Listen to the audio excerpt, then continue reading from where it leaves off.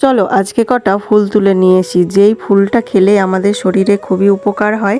তো এইগুলো হচ্ছে সজনের ফুল, আর আজকে একটু বৃষ্টি হওয়াতে প্রচুর সজনে ফুল পড়েছে। আজকে বিকেলে কিন্তু পুকুর পাড়ে চলে এসেছিলাম, তো সেখানে এসে এই গাছটার মধ্যে দেখছি কি সুন্দর কালো কালো পাকা পাকা ফল রয়েছে। এই গাছটার কি নাম এবং এর উপকারিতা কি, এর পরিচিতি কি, সবই বলবো আজকের ভিডিওতে। তো তোমরা পুরো ভিডিওটা দেখতে থাকো। তো গুড মর্নিং জানিয়েই আজকের ভিডিওটা শুরু করছি। আর এখন বাজে সকাল 6:30। তো আজকে খুব তাড়াতাড়ি ঘুম থেকে উঠে পড়েছি, কারণ রাত্রেবেলায় হয়েছিল আমাদের এখানে বৃষ্টি।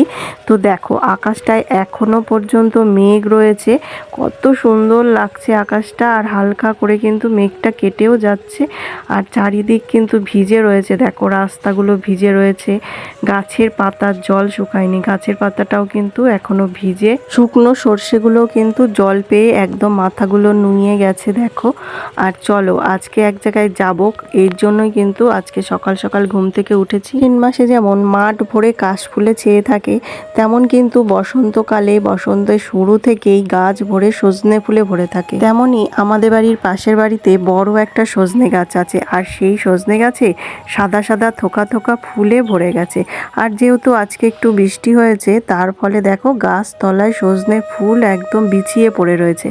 আর সজনে ফুলের ভাজা, ভর্তা, বাটা আমার কিন্তু খুব ভালো লাগে। সজনে গাছ কিন্তু একটি সবজি এবং একটি ঔষধি গাছ। এই গাছের ফুল, ডাঁটা, পাতা সবই কিন্তু খাওয়া যায়, আর সবার কিন্তু আলাদা আলাদা গুণ রয়েছে। সজনে ফুলের পাতা বা সজনে ফুলে প্রচুর পরিমাণে ভিটামিন সি ও এ থাকে, যার ফলে কিন্তু আমাদের রোগ প্রতিরোধ ক্ষমতা বাড়াতে সাহায্য করে। কিন্তু সকাল সকাল কতগুলো সজনে ফুল কুড়িয়ে নিয়ে চলে এসেছি দেখো।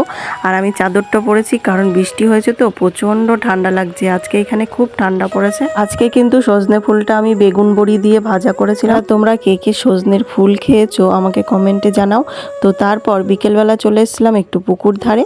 তো সেখানে এসে দেখতে পেলাম এই গাছগুলো পুকুর পাড় দিয়ে হয়ে রয়েছে, এতে আবার কালো কালো ফলও ধরেছে। গাছটার নাম কিন্তু পানছিটকি গাছ। পাতার নিচে নিচে ছোট ছোট সবুজ রঙের ফল হয়, আর ফলটা পেকে গেলে কিন্তু কালো কালো হয়ে যায়। এই গাছের পাতাটা কিন্তু অনেকটা তেঁতুল পাতার মতন দেখতে হয়, আর তেঁতুল গাছটা যেমন অনেকটা বড় হয়, আর এই গাছটা কিন্তু অতটা বড় নয়, ছোট বা মাঝারি সাইজের হয়। এছাড়া তেঁতুল গাছের পাতাটা কিন্তু খেতে টক হয়, আর এই গাছের পাতাটা কিন্তু খাওয়া যায় না। এটাই কিন্তু ফুলও ফোটে, ছোট্ট ছোট্ট হয়, আর সাদা বা সবুজ রঙের হয়ে থাকে। এটি একটি ছোট আকৃতির নরম কাণ্ডযুক্ত ভেষজ গাছ। জায়গায় একে সাইনি বুশ বা পেপার এল্ডার নামেও চেনে। গাছগুলো সাধারণত বর্ষাকালে বেশি জন্মে, আর ছায়াযুক্ত জায়গাতেই ভালো হয় গাছগুলো। গাছের ফলটার ভেতরে কিন্তু লাল রঙের রস থাকে। উপজ চিকিৎসায় এই গাছের পাতা বেটে প্রলেপ দিলে ব্যথা ভালো হয়। এছাড়া গাঁটের ব্যথা, গাঁটের যন্ত্রণা, গাঁট ফুলে যাওয়া কমাতেও কিন্তু এই পাতা বাটা খুবই উপকারী। এছাড়া ফোড়া বা ত্বকের যে কোনো সমস্যা হলে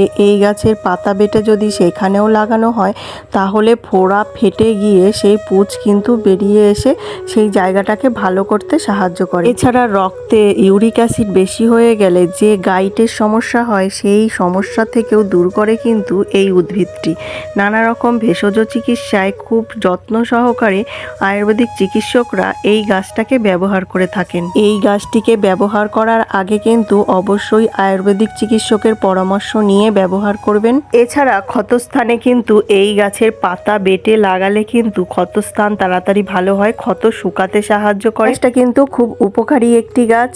যারা গ্রামে থাকে তারা এই গাছটাকে কিন্তু সহজেই চিনে থাকবে। আমি কিন্তু এই ফলটা একটা টেস্ট করে দেখেছি, হালকা তেতো বা মিষ্টি স্বাদের হয়। ভিডিওটা আজকের মতন এই পর্যন্তই। তোমরা ভালো থেকো, সুস্থ থেকো, আমার পাশে থেকো। ধন্যবাদ।